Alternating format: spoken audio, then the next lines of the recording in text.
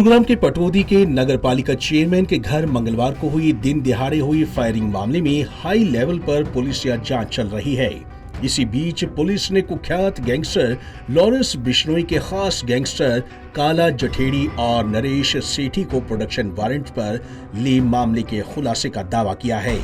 ACP crime ने बताया कि मंगलवार को हुए नगर पालिका चेयरमैन रामचंद्र सहगल के घर फायरिंग मामले में 8 क्राइम यूनिट्स को मामले के खुलासे के लिए लगाया गया है। दरअसल कल चेयरमैन रामचंद्र सहगल के घर फायरिंग के बाद उन्हें व्हाट्सएप पर कॉल कर धमकी दी गई थी, जिसमें मुनाफा न दिए जाने पर बुरा अंजाम भुगतने की चेतावनी थी।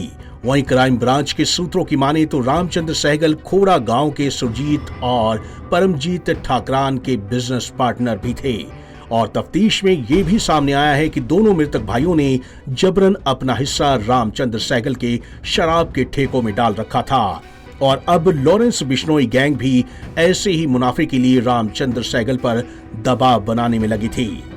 ये बात सही है कि जो भी जिसकी भी भूमिका इस मामले में सामने आ रही है, हम उनके सबके खिलाफ कार्रवाई करने जा रहे हैं और कुछ लोग जेल में हैं। उनकी भूमिका के बारे में हमें पता चला है तो उनके प्रोडक्शन वारंट हमने जारी करा दिए हैं और कुछ लोग हमने अरेस्ट भी कर लिए हैं।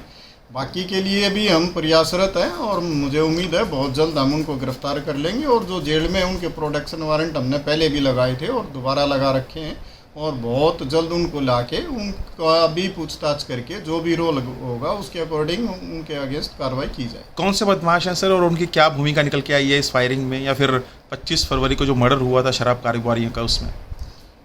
उस जो पहले का डबल मर्डर है उसमें इनकी कुछ भूमिका आई है, सेठी और इसकी जठेड़ी की।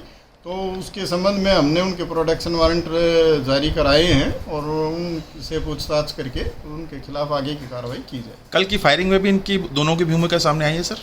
अभी वो शुरुआती इन्वेस्टिगेशन है, उसमें भी अगर इनकी भूमिका होगी तो जरूर इनके खिलाफ कार्रवाई की जाएगी, क्यों नहीं की जाएगी। अच्छा, कल कुछ रिकॉर्डिंग्स भी अफवाहों में थी कि लॉरेंस बिश्नोई के आदमी उसको कर रहे थे और धमकी भरे फ़ोन दे रहे थे। क्या उसका सर कुछ निकल के आया सामने? ये अभी इन्वेस्टिगेशन की चीज़ें हैं और सारी चीज़ों पे हम नज़र बनाए हुए हैं और इन्वेस्टिगेशन के अनुसार उसमें डिसीजन लिए जाए। वहीं पुलिस अब व्हाट्सएप पर कॉल करने वाले और दिन दिहाड़े फायरिंग कर दहशत कायम करने वाले बदमाशों की पहचान करने में जुट गई है। कयास ये भी लगाए जा रहे हैं कि व्हाट्सएप पर कॉल करने वाला बदमाश रोहित नहीं बल्कि विदेश में बैठा गोल्डी बरार ही था। हालांकि इसका खुलासा गैंगस्टर काला जठेड़ी और नरेश सेठी से रिमांड के दौरान होने वाली पूछताछ के बाद ही हो पाएगा। फिलहाल देखना ये होगा कि इस फायरिंग मामले में पुलिस की ओर से कब तक आरोपियों की गिरफ्तारी कर उन्हें सलाखों के पीछे धकेल दिया जाता है। पंजाब केसरी टीवी के लिए गुरुग्राम से नीरज वशिष्ठ की रिपोर्ट।